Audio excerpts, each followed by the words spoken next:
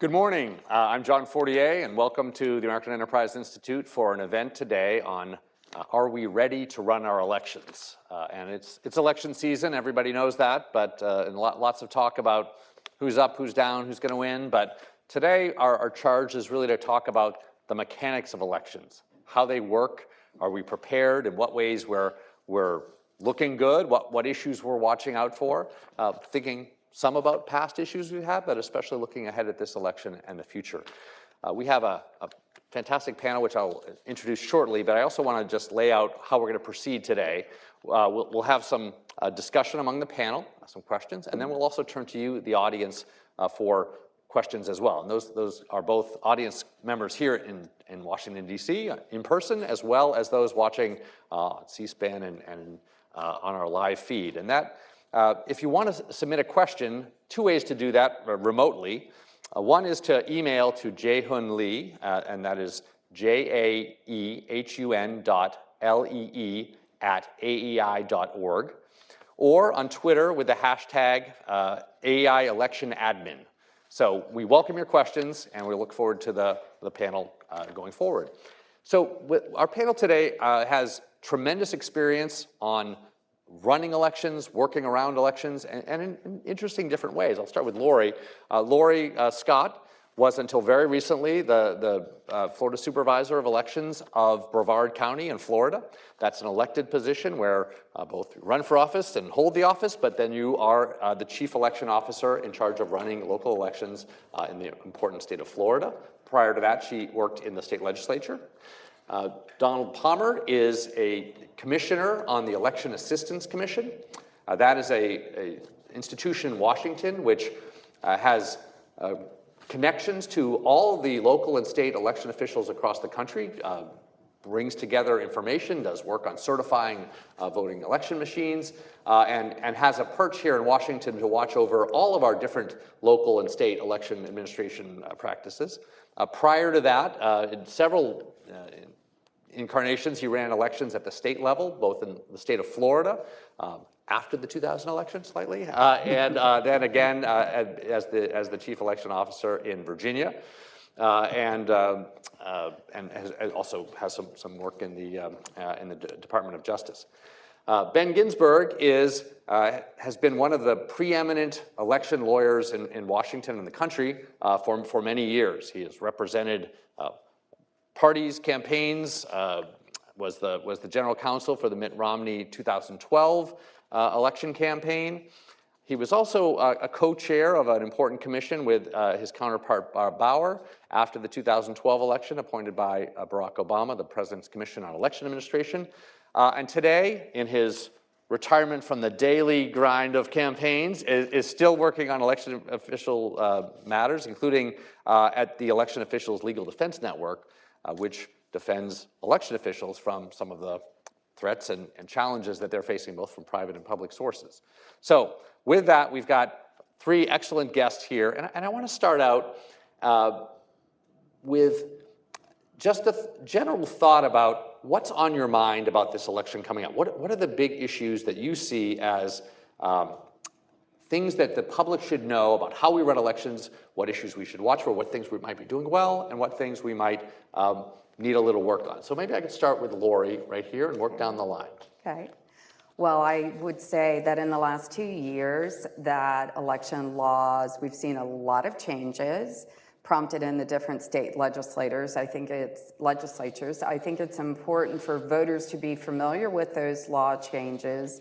Be sure you read your sample ballot, familiarize yourself with whether that's voting registration deadlines, time frames to mail your ballot in, and all those things, because we have a very mobile society, probably now more than ever with COVID. We have a lot of people working remotely, and they've moved.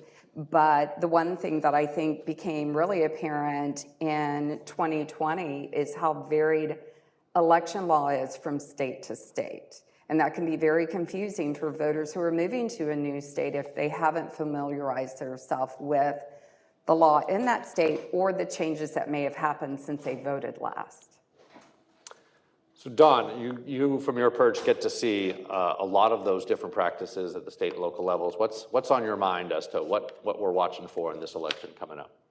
Well, I mean, so far it's been some great turnout, so people are ready to vote. Election officials have been working the last 2 years to prepare for this, and early voting in a lot of states are starting. And so when you look at so the macro level, people will probably see a lot of people see new voting machines.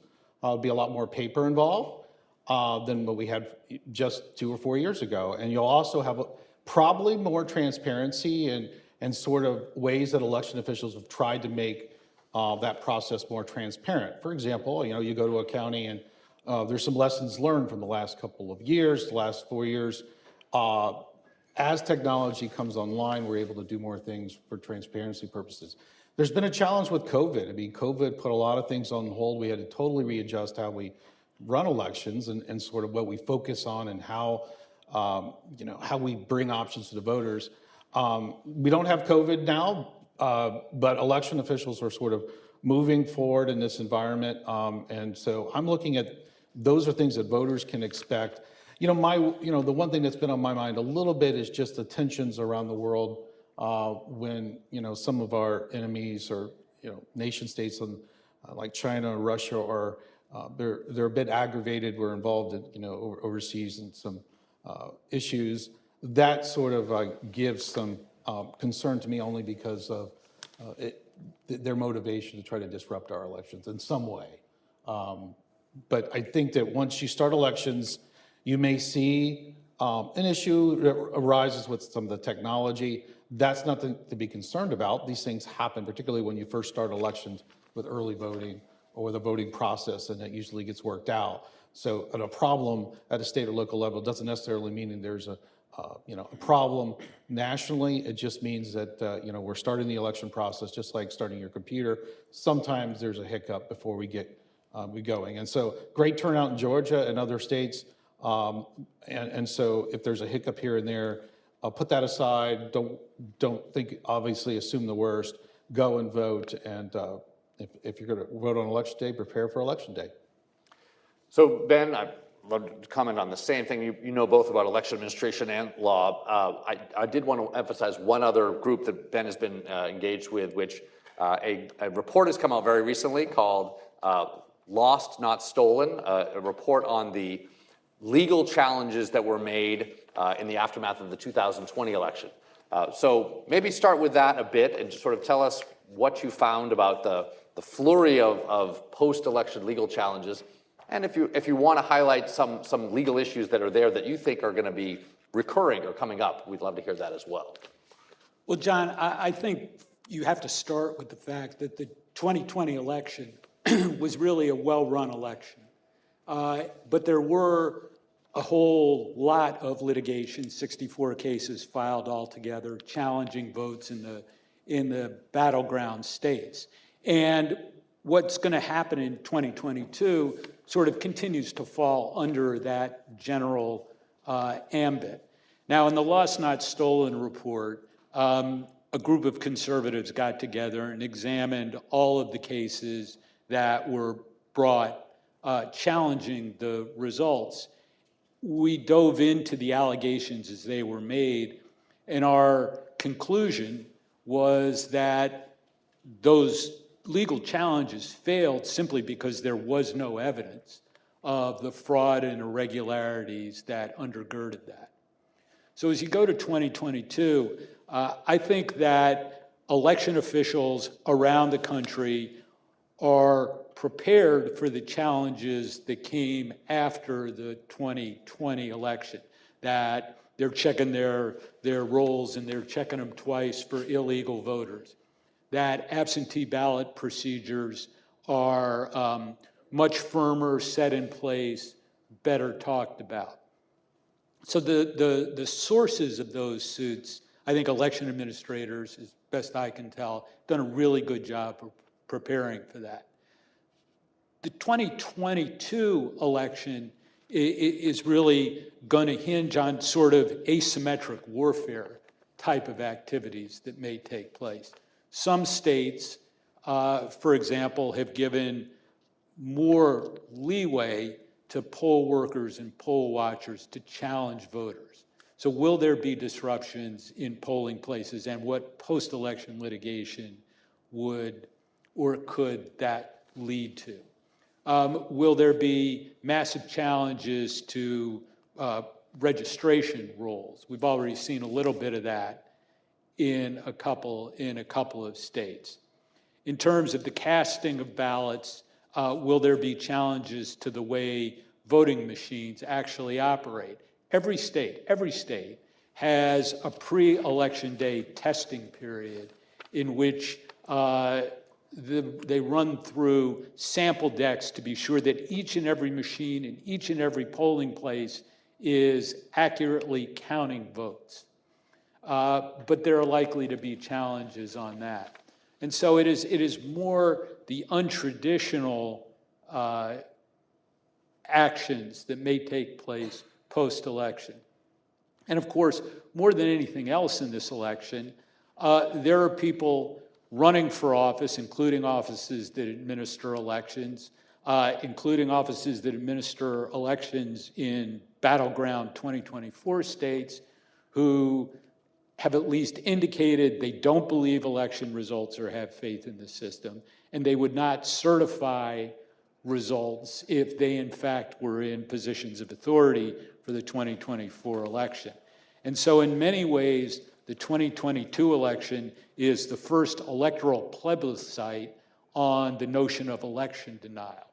And how the voters actually vote will say a lot about 2024 election, but also just the future of the country and the undergirding sort of principle that the popular vote actually does determine who wins, and not politicians stepping in to the place of professional election administrators.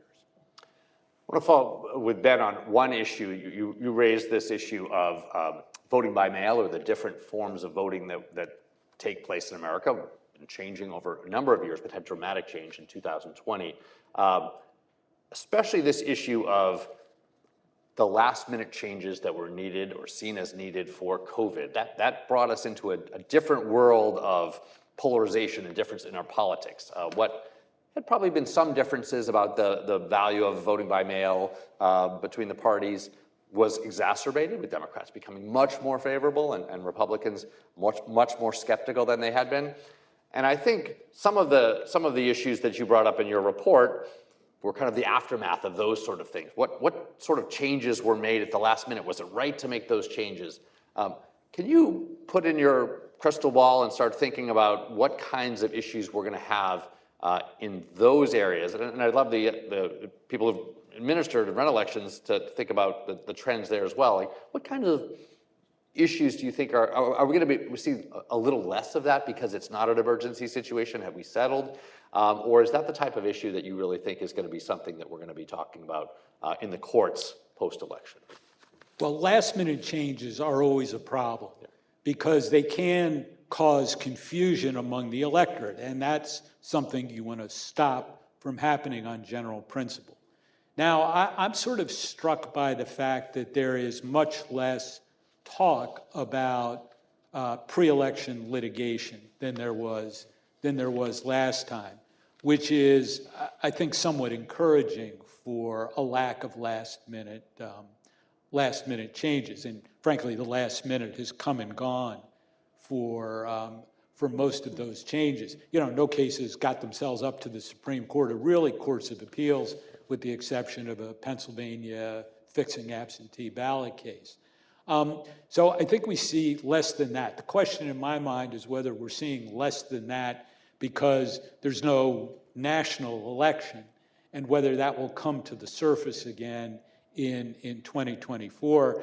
I guess part of the calculus there is a purely political one, which is how many states that had mixed control between the parties 2022 have one-party control in 2024, so that the legislation passed really is tilted to what one party perceives advantages it, and that puts the other party in the position of challenging those laws.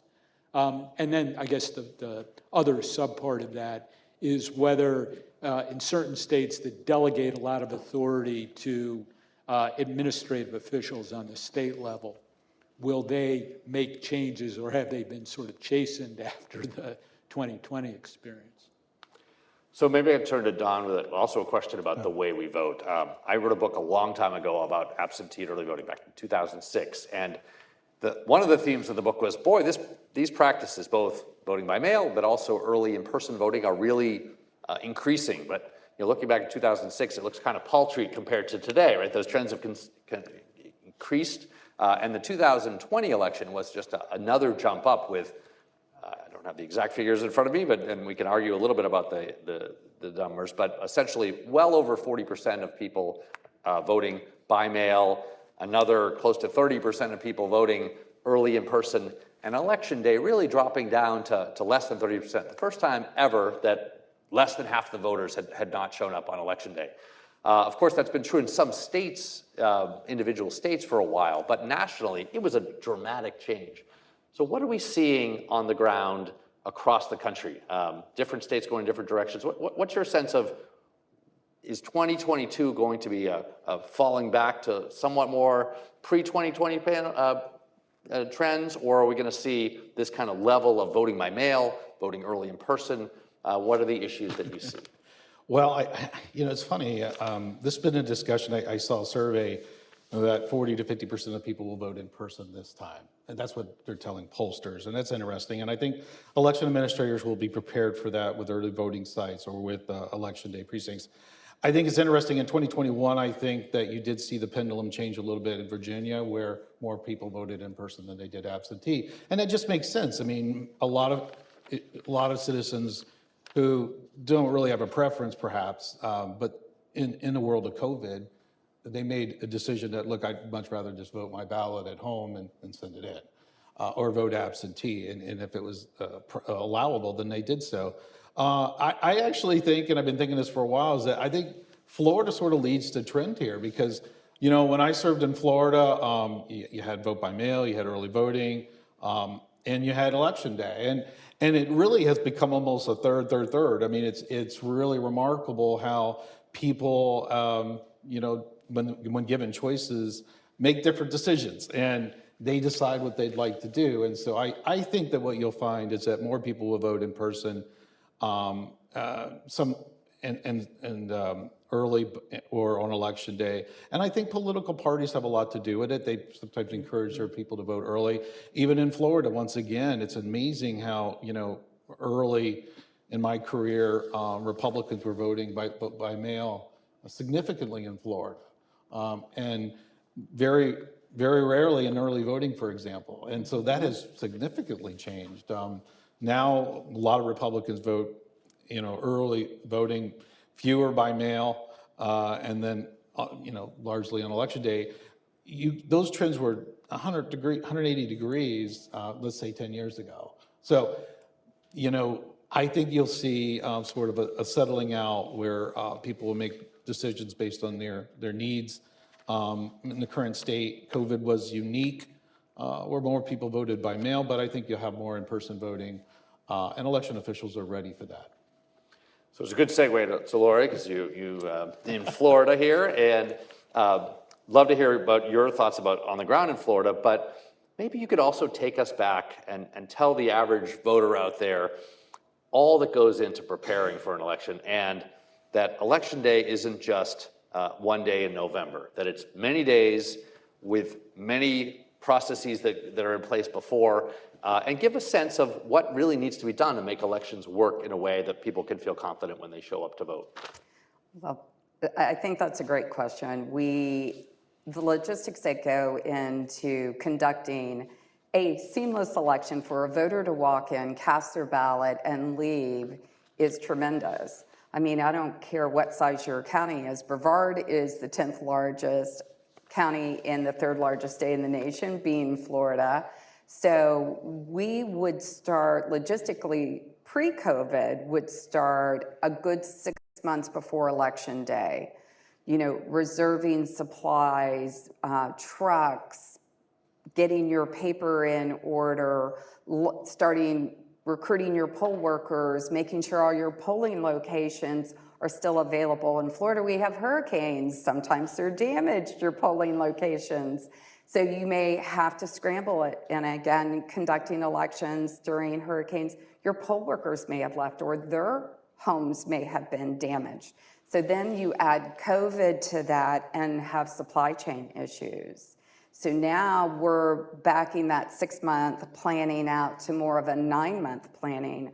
I was told earlier this year, February, March, April timeframe, if you don't put your paper order in now, because there is a national paper shortage that most people don't know about, you won't have ballot paper. So I ordered ballot paper 8 months ahead of time.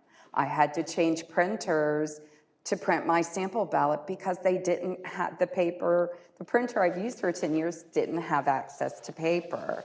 And it's also, in Florida, as Dawn mentioned, we do have 3 methods of voting. We've had it for a very long time. I think no excuse, mail ballots was 2008, I believe. So we've been doing that for a very long time. And the 3 methods of voting by mail, in person, early, and on election day. Yeah, so we didn't have a lot. We didn't have to change that to accommodate for COVID conditions because we already had that in place. But in Brevard County, we had 80% vote before election day in the 2020 general, either early voting or by mail ballot. Now we're seeing those numbers go back to about 60% voting before election day. And I think Dawn's absolutely right. We're going to see more people go to the polls, but that is really driven a lot by candidates and parties where historically we have seen them encourage people to vote by mail and sending out cards saying, you know, send this back to your supervisor. We're not really seeing that as much now where they're encouraging. But there are supply chain things, and we've had to be more prepared and have backup plans in place and kind of sometimes get inventive with those, but everything continues to run smoothly despite that. And we were talking earlier, one of the things is trucks. It takes a lot of trucks to deploy 87 polling locations spread out over 1,557 square miles in my county. So I've had trucks reserved for months and months, and the day before we pick them up, they're like, sorry, we rented them out to somebody else. So I'm calling the county manager going, I need trucks. So I'm borrowing trucks from our emergency operations center, our asset management, because obviously the election still has to go on. But it is a lot of preparation and it takes a lot of hands to make it work. And it's important, as Ben was mentioning, that involvement and public service. Brevard has 1,100 poll workers, and per Florida law, all 1,100 have to go through poll worker training before every single election. So we do, if you've ever played sports, we do 2-a-days where you do morning class, afternoon for weeks on end to make sure all 1,100 get through training. And if they don't get through training, they cannot serve on election day. So in 2020, you have 1,100 poll workers that go through training 3 different times. And something that a lot of people don't realize, because we still call it election day, which is kind of silly, is in 2020, we had 155 days of active voting. So 55 days in the presidential preference primary, 45 days in the primary, and 55 days in the general. And you know, the joke when you work in elections is, what do you do when you're not working that 1 day a year? You know, it's the busiest 1 day a year job I ever had in my life. But it takes a lot of hands to do that and a lot of preparation to do that. And it's like watching a symphony being created. It's amazing. So I guess I'd like to shift a little bit to the post-election process. People are interested when they cast their ballot. What's happening? How is it counted? How is the election result determined? And I think there are both some legal and administrative things here. Just one hobby horse of mine is that I think we could do a lot to make sure that we have a accurate, transparent count, but one that gets done relatively quickly, that we're not leaving the voters out in the dark as to what the results are unnecessarily. And that depends on a lot of different processes and different state policies. So maybe I'll start with Don and go to Ben and to Lori. But Don, can you tell us a little bit about the post-election process? How that works, some of the issues. I mean, I'll throw one issue at you, which we talked about before, is there are a number of places now that are talking about maybe wanting to do hand counting of ballots immediately. Is that a good idea? So thinking about what happens to your ballot after, how we get to those election results. What are the issues on your mind? And then, I want to hear some of the legal and local issues as well. So the issues after the election is, I learned in my experiences to leave a little gas in the tank, because you never know what the recount or the audit's going to find, because an election administrator is going to be exhausted and the team at the end of the day. But if you're not ready for that surprise, you're going to be in a world of hurt. And so that's the one thing I learned. But I think that generally speaking, you're preparing for potential recount. You're keeping your eyes on that. You're going to have audits in place. There were audits in place before it became vogue here, and sort of interesting for folks to focus on. There are all types of audits that take place across the country. States and localities do it a number of different ways. You may look at identified precincts. You may do risk limiting audit, which is statistical. In Florida, one of the trends that I've seen in it and in other states is sort of the independent audit, automated independent audit, which is really another certified system. And what I mean by certified, EAC certified or state certified, which will retabulate those ballots. And it's an entirely different system. And so if there's a discrepancy at any point, you can pick it up immediately and resolve that, so you have confidence in that election. And really that's what the audit is. And it's an audit's in place to make sure that the election administrator, the state official, the voters all feel confident that the ballots is tabulated or counted correctly. And so that's generally it. And of course, if the race is close, there'll be recounts. There may be litigation, but I think the major thing is the audit. Now, you asked about the hand count.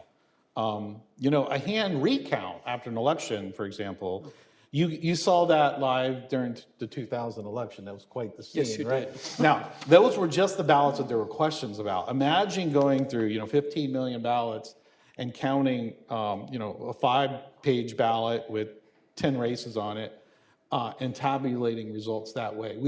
It would be Christmas before we have any initial results, and probably after January or February before we know who the winner is. And so in my mind, most of the officials that look at this say it's just not, it's susceptible to voter fraud, election crimes, and corruption. It's one of those things that I think Kentucky put out a video that talked about, I think it was like 60 years ago, and it showed that when they made the transition to machines, it was to mitigate and eliminate some of the corruption they had in their elections. And so it's interesting that some people are bringing that up. I think you can trust these voting machines for the following reasons. You have the EAC is charged with setting those standards with election officials for accuracy and security. They're tested in accredited labs, and finally, we certify those voting machines for use for the states. The states in America, we trust but verify. So a lot of states will take that certification and then do their own testing.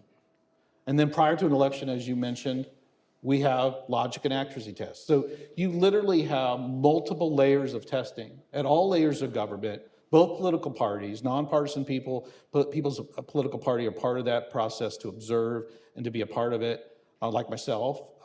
And we all want to make sure that we have a fair election. And so those are the ways that we test that voting equipment, and then we do an audit afterwards. One other follow-up, you talked about some of the counting issues, but I mean, one reason, and there is evidence that we are taking longer, one, to certify, but also even just to get initial results. It used to be 25 years ago, the average election didn't have so many mail ballots, there weren't so many provisional ballots. And what you saw in the New York Times as the results of the election was nearly the count. 95, 98% of the votes were in by a couple of days later, unofficially. Today, that's much less. And some of it has to do with state policy in terms of when you are ready to count the ballots. Some states allow ballots to come in after the election with a postmark, maybe many days. There was an issue of, are states allowed to do some processing or pre-processing of the absentee ballots that come in early so that they're ready to be counted on election day and that they don't wait several days afterwards. There are questions of, do people have more time to fix their ballots or to fix their provisional ballots? All of those things, it's not just the counting, physical counting of the ballots, it's we don't even have all of our ballots in place. So maybe talk a little bit about, and Lori, and I want to hear about the legal issues too, about the kinds of things that you see that work well in that respect, and what you might see as good policy for thinking about how we could have ballots in place quickly to count so we get an election result expeditiously. Well, I think that one of the things that people don't think about is the results that you see on election night are the first unofficial results or the unofficial results from the election, for the reason that there's federal law. If it's a federal election, like a presidential preference primary or a general election, our overseas voters have an extra 10 days to get their mail ballots back, obviously because of the mailing, as long as it's postmarked by election day. All other mail ballots in Florida have to be returned to the supervisor by 7 p.m. One of the election law changes, and it really came from the courts, which I think is something that a lot of people don't think about too. Election law just isn't being written, so to speak, by the legislature. The courts have really, through this litigation, weighed in and said, you will now do this, which is basically creating election law. And one of them is letting voters cure your signature. So that's something that came from litigation in Florida. If we were unable to verify your signature, you now have till 2 days after the election to fill out your affidavit, do your signature and show ID, so we can then verify your ballot and count it. But provisional ballots in Florida have an extra 48 hours. So there's processes in place. That said, election night, all of the machines are transmitted in. Early voting and mail ballot are the first results that you see released. When you have 80% voting before election day, one of my favorite stories is I had a friend of mine who his wife used to be in the state legislature. They would go around and do election parties, which I'm sure is big in DC.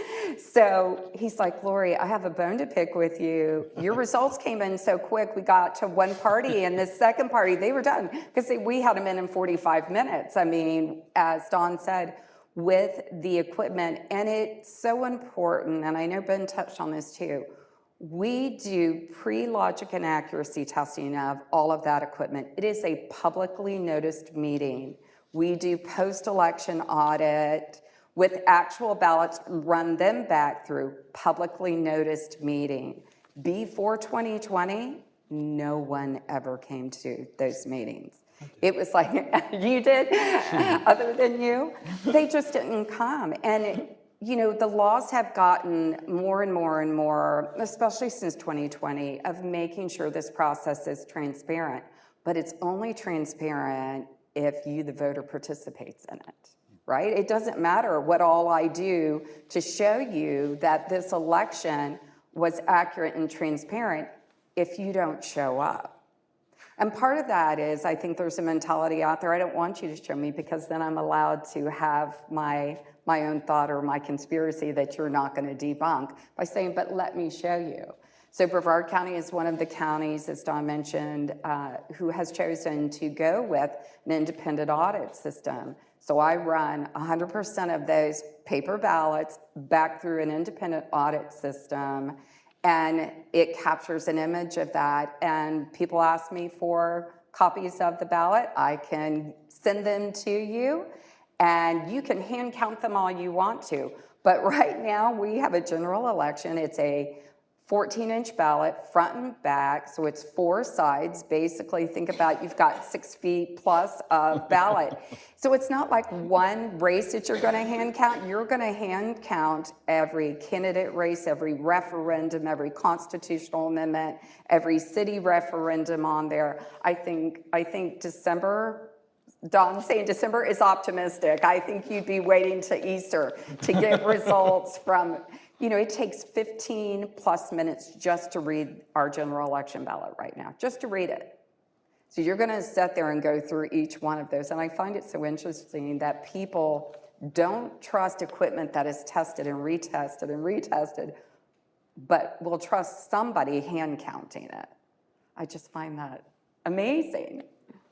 So Ben, there's some issues, and they came up in 2020 regarding pre-processing of absentee ballots, the deadlines for these things. So those affect the count. So I'd love you to address them, but also then I want you to put on your election lawyer hat and think, there's an election that's happened and it's close, and the campaigns are going to fight it, the lawyers are going to get involved.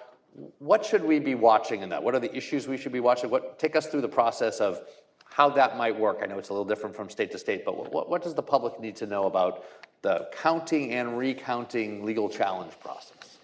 Well, the first thing that lawyers will be looking for is what percent of the ballots are actually counted on election night, which is really the most important part for determining if you've got a potential recount or not. So that will vary a great deal by state, and then you have to sort of know the process involved in the state.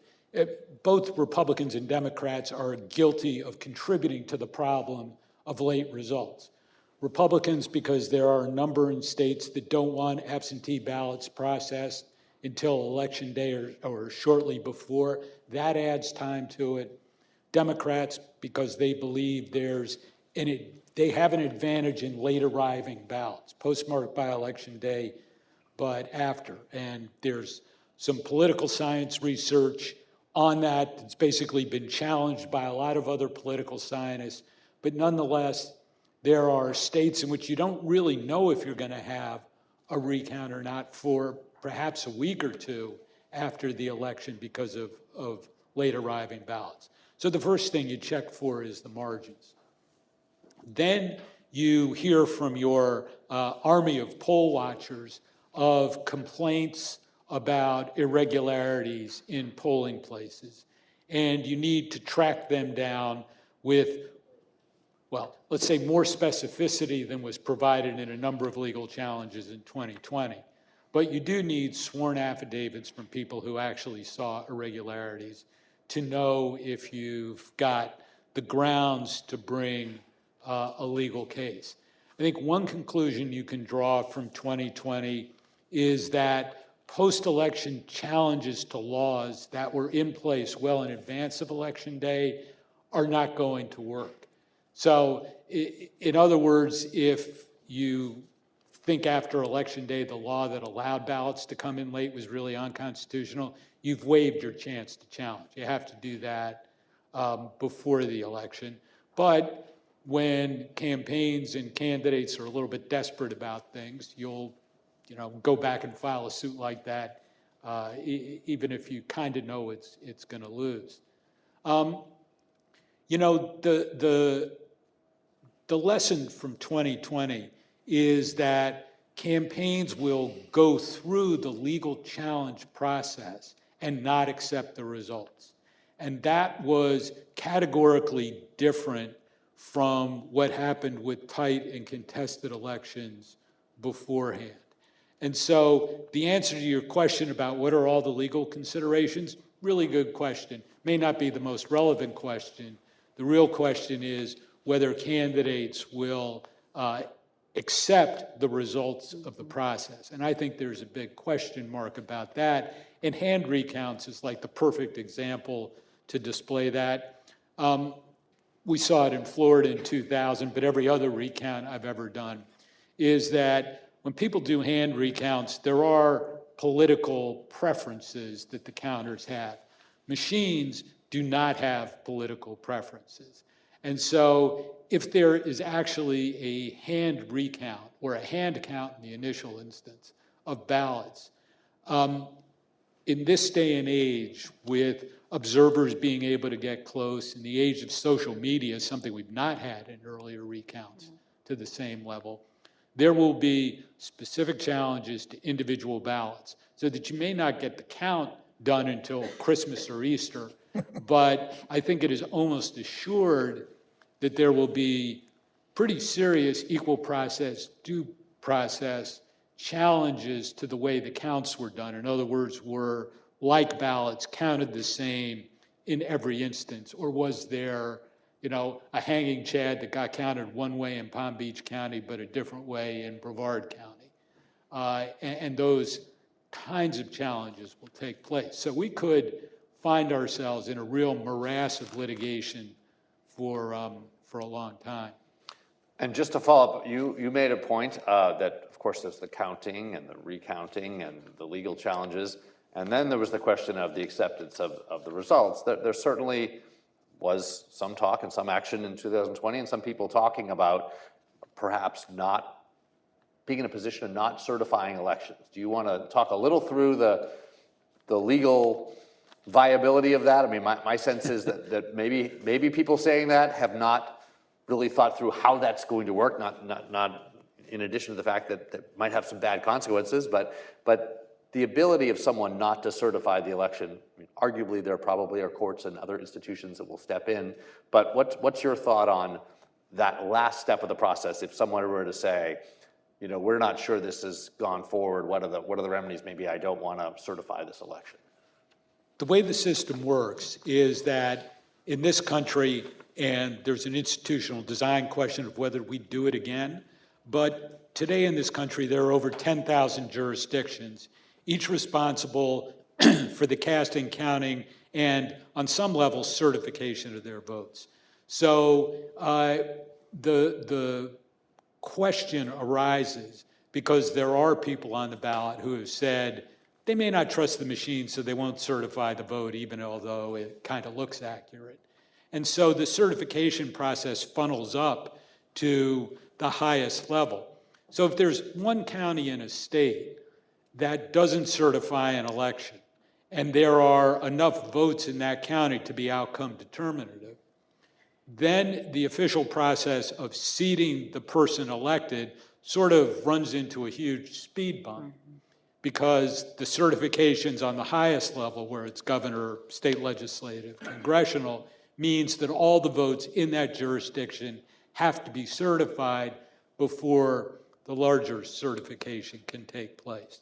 So and there have been instances of this already, Otero County, New Mexico, county in Colorado, of election officials saying, we don't trust the results, we're not certifying.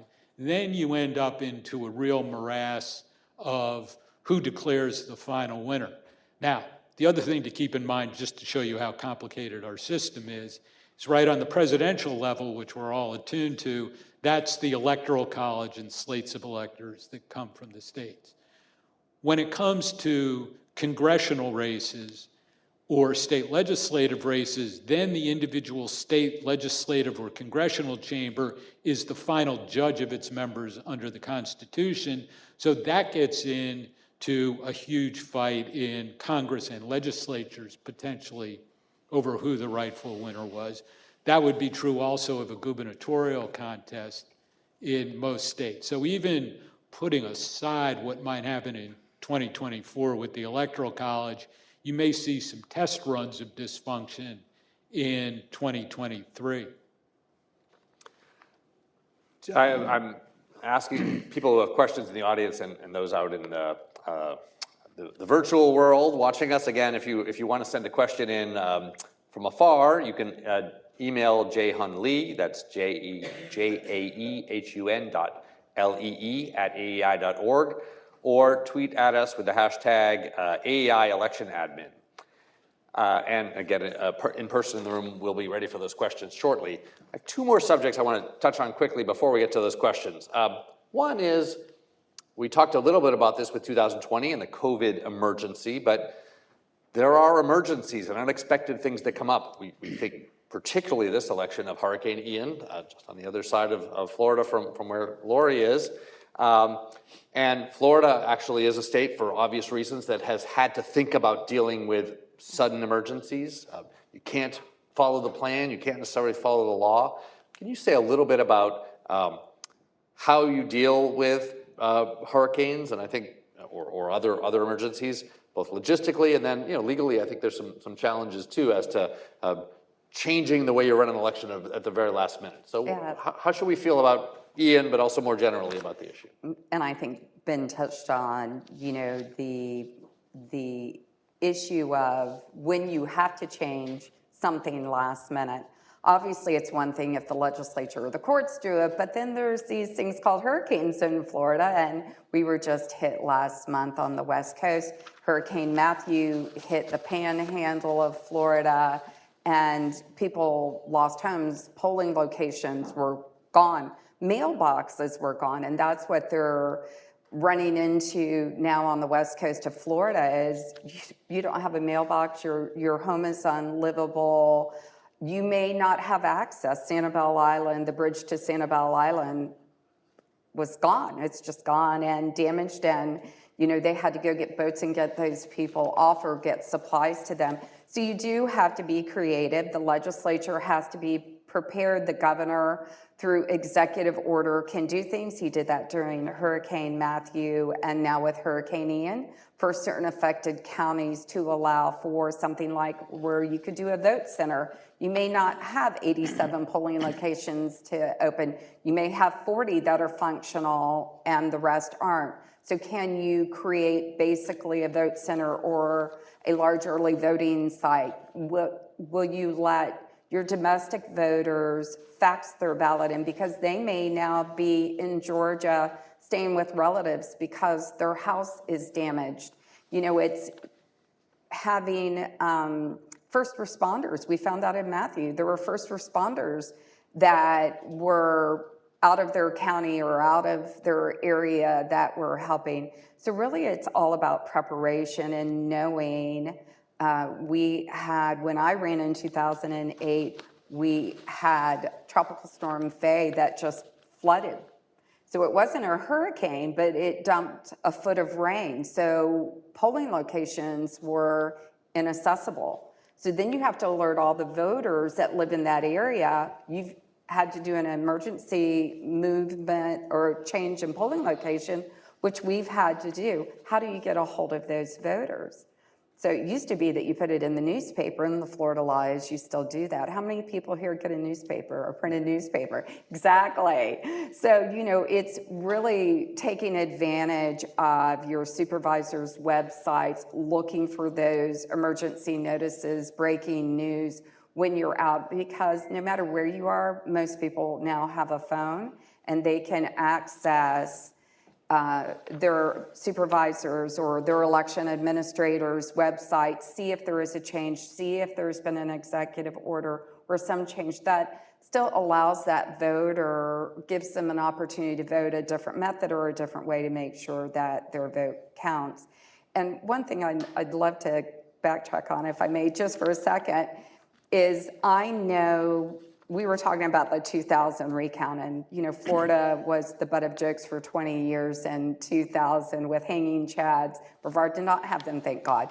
But I think the thing that is skipped over so many times, and it's because it wasn't a presidential, is 2018 in Florida, we had 3 statewide recounts. 3. The governor's race was a statewide recount, the attorney general and Ag commissioner. Ag, that's right, so ag.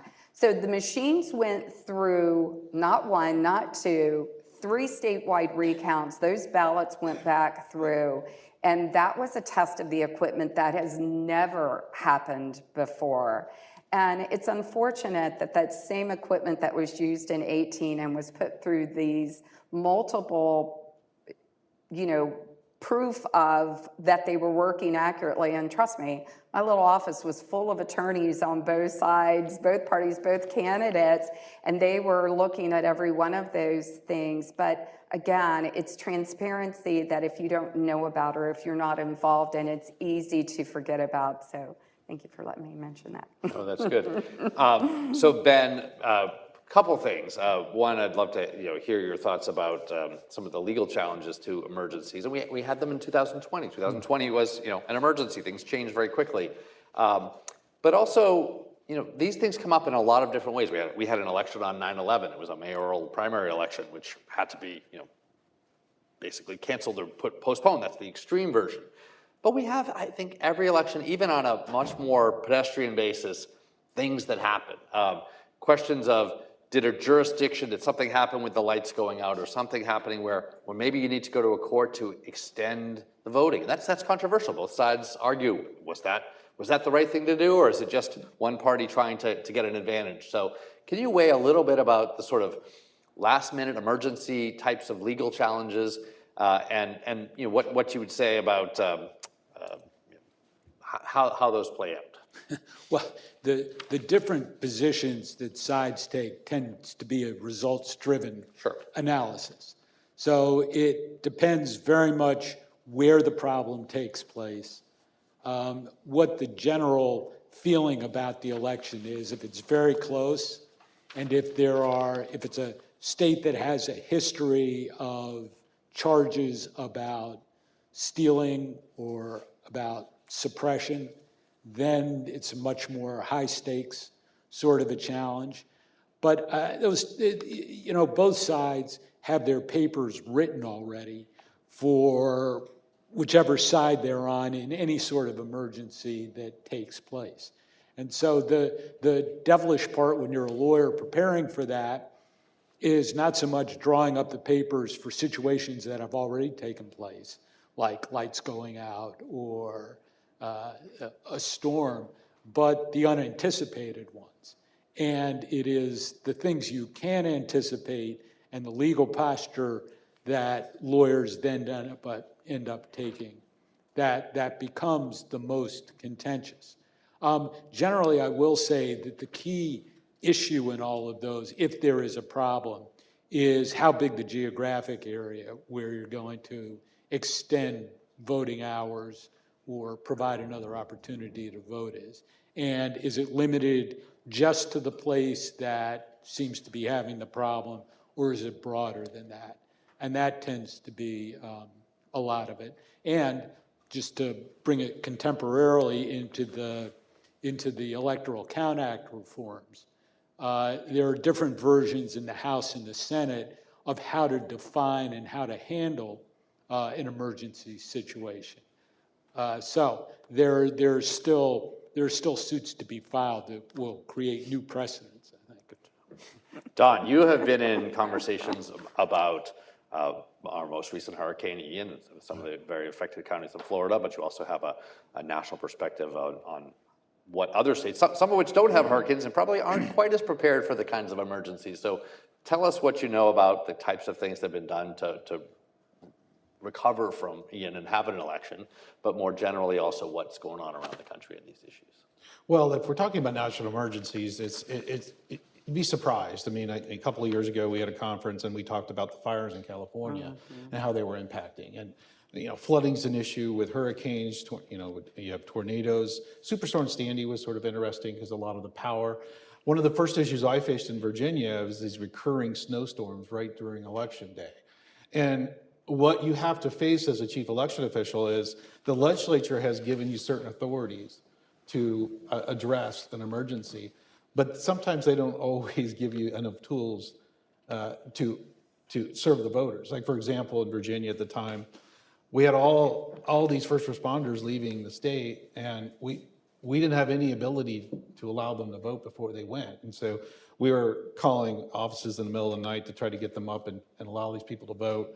But that was just so you're only given certain tools to meet these challenges, to get the power on, get it restored, get elections as a priority. Because if you're in the emergency operating center and you've had this entire island and the causeway destroyed, there's a lot of things on their mind. And elections isn't always the number one thing, even if we're 25 days out.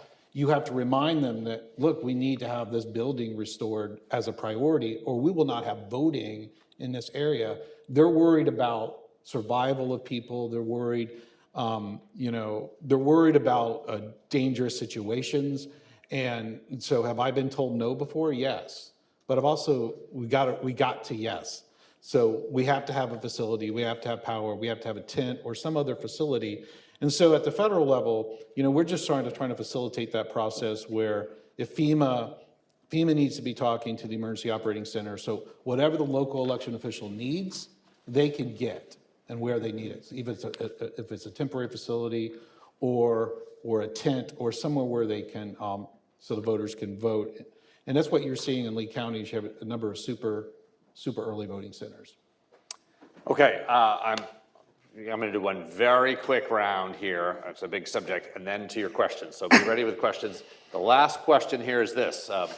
All of you have some connection to Florida. I don't want to make this all about Florida, but I think I want to make it a little bit more about our history. Maybe on a positive note, 22 years ago coming up was the Florida election in 2000. That was the pivotal for the decision of the presidential race. Ben, you were on the ground in the recount mode. Don, a few years later, you were running elections in Florida, and just a couple of years later than that, you were running elections in Brevard County. A lot has changed since then, right? So we passed the America Vote Act, Help America Vote Act with lots of money for new materials, new machines, registration changes, provisional ballots coming in. You can think about that, but also just the way we've run elections with more voting by mail. All these things have changed. So can you give some sense, very quickly, a short answer? I know it's a big subject of just how things look different than they were 20 years ago in a big picture. I will say the biggest change in my 14 years as supervisor was being designated critical infrastructure under Homeland. And I think you touched on with Help America Vote Act of having federal resources, federal partnerships, grant money to upgrade equipment, to bring some of those, especially small counties. 72% of Florida's 14.5 million voters live in the 16 large counties. So a lot of those small counties didn't have money. So I think those partnerships, we've certainly seen legislative changes over those 22 years that allowed Florida to be the shining star that they were in 2020 because they wanted to be sure that we never had the hanging chad issue and you know, the issues that happened in 2000. So I think we've come a long way, but I think the federal partnerships that we now have opened the door more than anything in a positive way for us. Don, big changes last 20 years. Big changes. Our voting systems are a national security issue. And so the testing that we do is critical. And so we need to fully fund the testing of our voting systems with the state and federal level and maintain the security of them. And so and the accuracy of them. That was the big, mission of HAVA. And that's why I think you have really the most accurate and secure systems. That's what you had in 2020, and you're going to have even more accurate systems in 2022 and 2024. Ben. I certainly agree with all that. I also think that there are far more opportunities for people to vote, ways in which we vote, that has increased since 2000. I think that there is also fewer people voting on election day as a result of that. And that's a huge change from where we were 22 years ago. On a less fortunate note, I think the Florida recount, there was always litigation beforehand. I think the recount sort of turbocharged litigation. So there is a lot more litigation everywhere. And the newest phenomenon that's changed is candidates refusing to accept the results of the election as gone through the contest recount post-election litigation phase. Okay, we're going to turn to your questions, and we're going to start. We want you to wait for the mic and identify yourself, and we'll go right here with a mic coming from behind you. My name is Joe Freeman. I vote in Brooklyn, where for many, many years we used voting machines, big hunks of things where we pushed levers. And now that we use paper ballots that we mark and are scanned, I find the old voting machines to be both more effective, more easier to use. You could change your mind and switch a lever before you pull the final lever. You can't do that with a paper ballot. You have to go through a whole hassle if you want to change your mind or if you made a mistake. Has anyone done any comparison of the effectiveness and accuracy and benefits of the old-fashioned voting machines compared to all the newfangled methods that we have today? I will note that those machines were also a lot heavier than anything we have today. Start. Sure, I would say that one thing that came out of HAVA, and this. The Help America Vote Act. The Help HAVA, America yeah, Vote Act, and it was that we needed to set standards for usability, for accessibility, and security of those voting machines. So we test everything from the security of it to the accuracy of it. Also, does it work for voters with disabilities or folks trying to use a paper ballot and placing it in the tabulator? So all these things are tested at accredited labs. And so I would just say that I think there's been dramatic improvement from where we've been 10, 20 years ago on our voting machines. And I think election officials would generally agree with that. And we got a lot of work to do. We actually have new standards for the next generation of voting systems.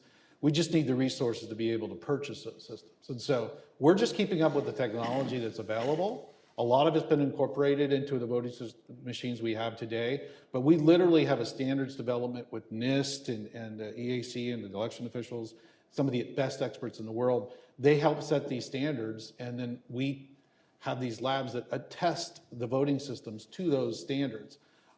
And so can we improve? Obviously, we could always improve. But I think we made a lot of progress since the 20 years since HAVA. And I guess one thing I'll note, just having grown up in Massachusetts, where some of the Northeast states kept these types of machines, New York as well, for a longer time than other places. It did seem very secure. You felt like you pulled that lever and the curtain opened and it was heavy. And but just compared to some of the issues we have with our voting technologies today, there's no paper record or other record of how you voted. It's just that pulling of the levers, turning several counters. And just like the questions of some of the electronic voting machines, how do you go back and look at that? What if the counter's broken? The move we've had very significantly has been to essentially ballots that are cast by a human or sometimes with some help and then put through a scanning machine. And so there's a record afterwards, there's a ballot. And that has some challenges, but it also does have the ability of people to say, look, we can go back and look at this more carefully, we can compare this.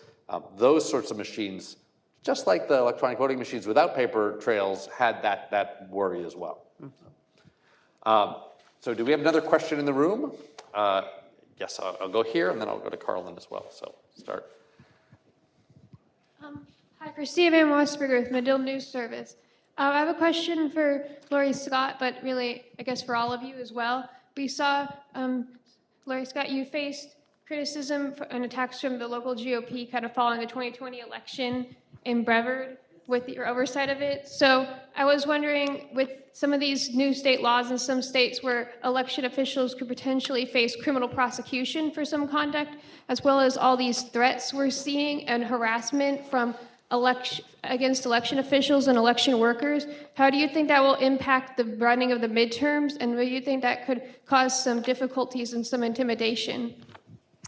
Well, I think that the more engagement from the voters has made them acutely aware of reporting any kind of intimidation issue. Do I think that that's still going to happen? And there's a news story today about that I read, a lawsuit filed with potential voter intimidation. But I think voters are more educated, more prepared, more involved than they have been before. And so I feel very good about that part of it. I had a gentleman in 2018 threaten to blow up my office the day before the general election. And it wasn't because I did anything, it's because he was receiving multiple texts and phone calls saying, turn in your mail ballot, turn in your mail. We see you haven't turned in your mail ballot. And so he called the parties and they said, well, they get that information from the supervisor. Well, Florida has very open public record laws. So by law, I have to give voter information or they get it from the state. But so a lot of times the angst of a party or a voter, it's directed at the supervisor because we're the face of elections, but it's not because that election administrator did anything wrong or didn't do their job. They just don't know where else to aim it to, because especially in Florida where you do have elected election administrators, if your candidate lost or you're frustrated with the results, you're going to aim it at the only person you have to aim it at.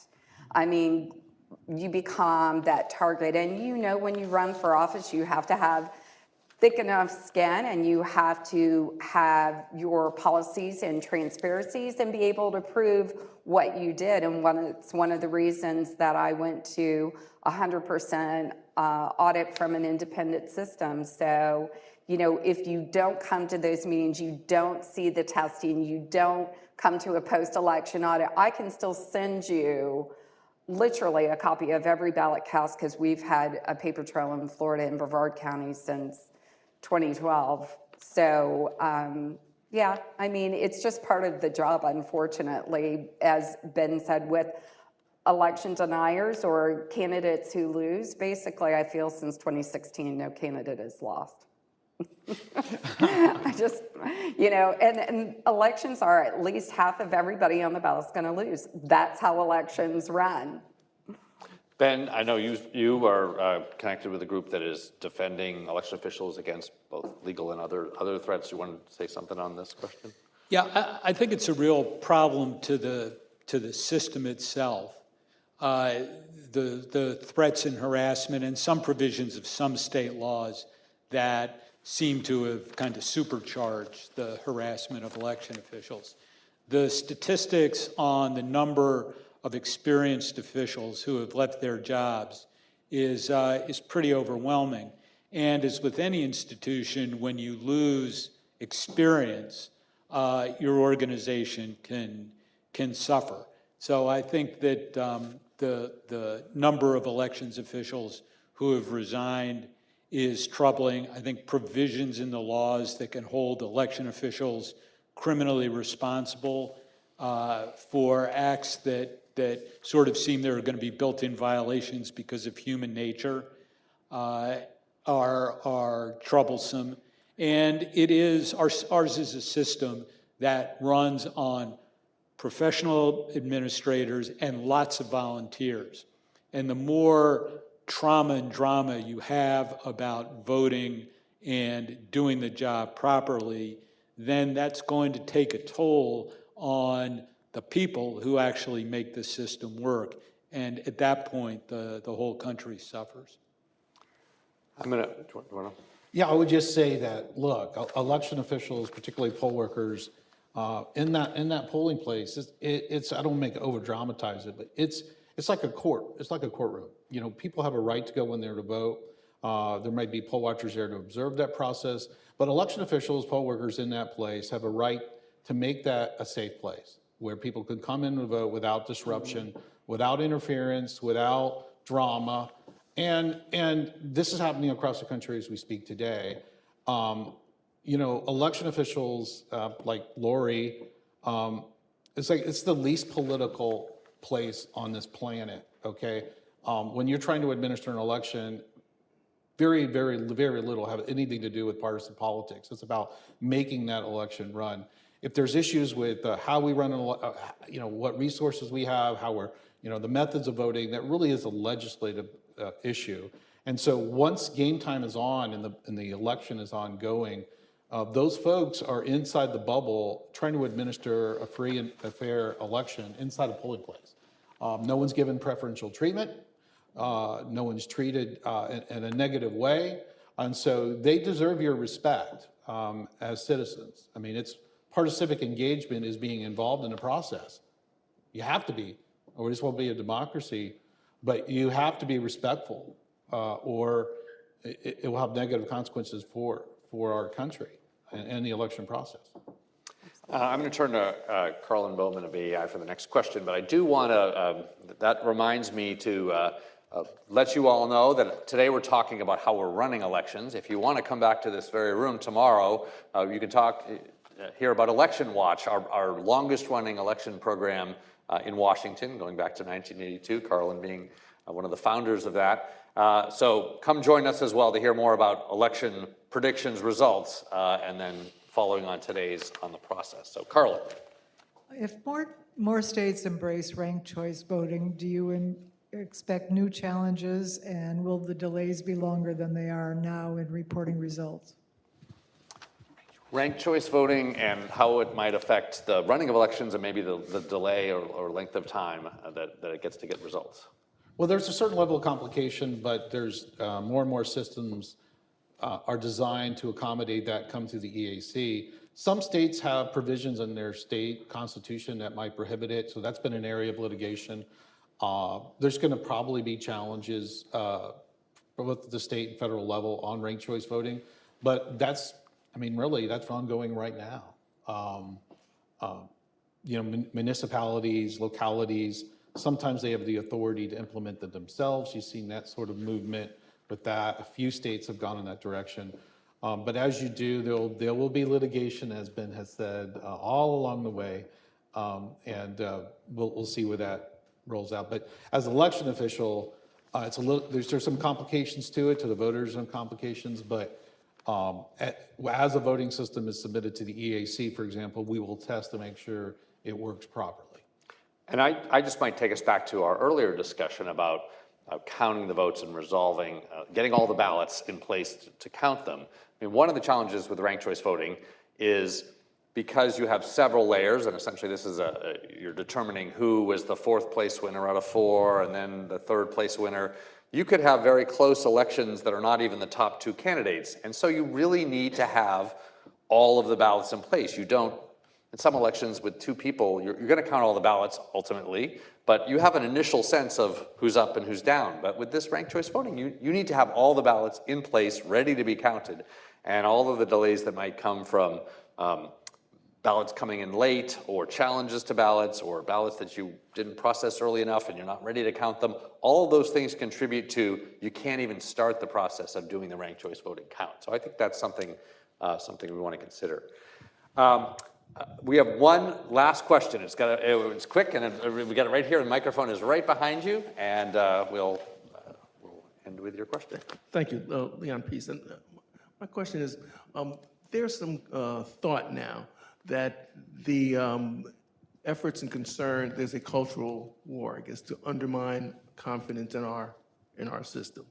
Do you think that the concerns that we have now on counting the vote is a part of that, I'll call it global effort to try to undermine our confidence? And if so, how do we go about building confidence within the general rank and file voter out there, we being Washington insiders and they not being such? Can I? Yes, please. One of the things, and I'm glad you asked the question, because one of the things I wanted to talk about from being on the inside as an election administrator that I think is probably perpetuating and undermining is social media. So one of the catchphrases that I created in the office this year was, show you care, verify before you share. I will tell you that, you know, starting in 2018, really 2016, and then kicked up in 18 and 20, is misinformation that is being spread on social media. People that I know personally in my county that know me, I'd see on their Facebook or Instagram that they had reposted a story that was just absolutely not true. And I'm like, why would you not verify that? Because sometimes it will be reshared 80 times before somebody tags me where I can see it. They'll say, you know, Lori Scott, can you comment on this? But that is such a disservice, and I think we're so immediate on our phones and social media that we're like, oh my gosh, this is awful, I need to let people know. But it may not be accurate at all, or it may be particular to a certain jurisdiction in another state, but not our state. So I think that that is one of the biggest threats to undermining confidence is that. I mean, one, you have that no candidate loses anymore from their own fault, but the other is really it's social media.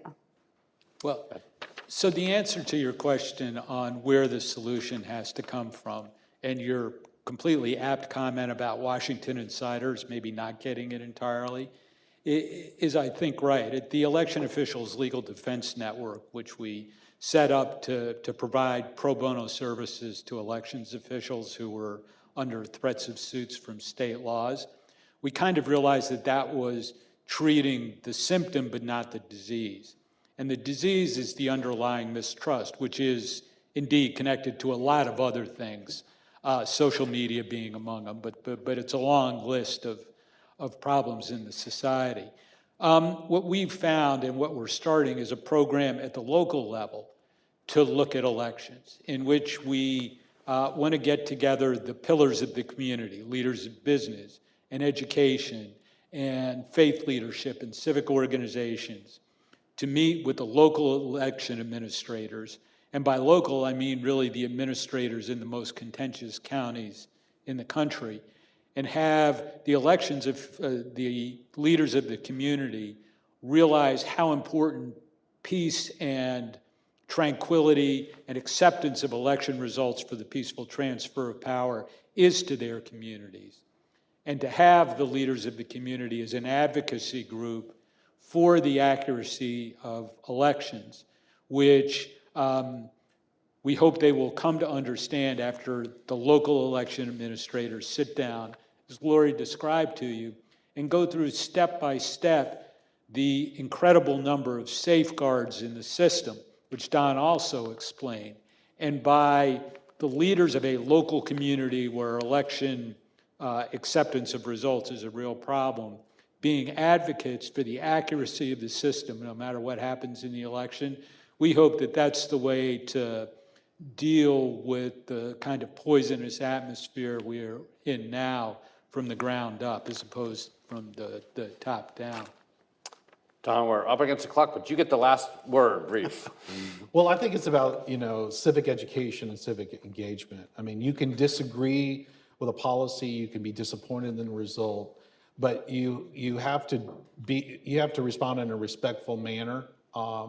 We all have opinions, and we have a right to express them. They need to be respectful. I always say a harsh word always, it sort of elicits a harsh response, and that's where our society is today. And so we need to work together and sort of like on the fundamentals of this. And again, once again, I know election candidates could be very upset about losing, particularly if there's some irregularities, but they need to talk to the election official about the processes in place, about tabulation of the systems and the audits in place. So I cannot think of a better group to have discussed if we're ready to run our election. So I want to thank Ben Ginsberg, Don Palmer, and Lori Scott, and close the event here. Thank you. Thank you.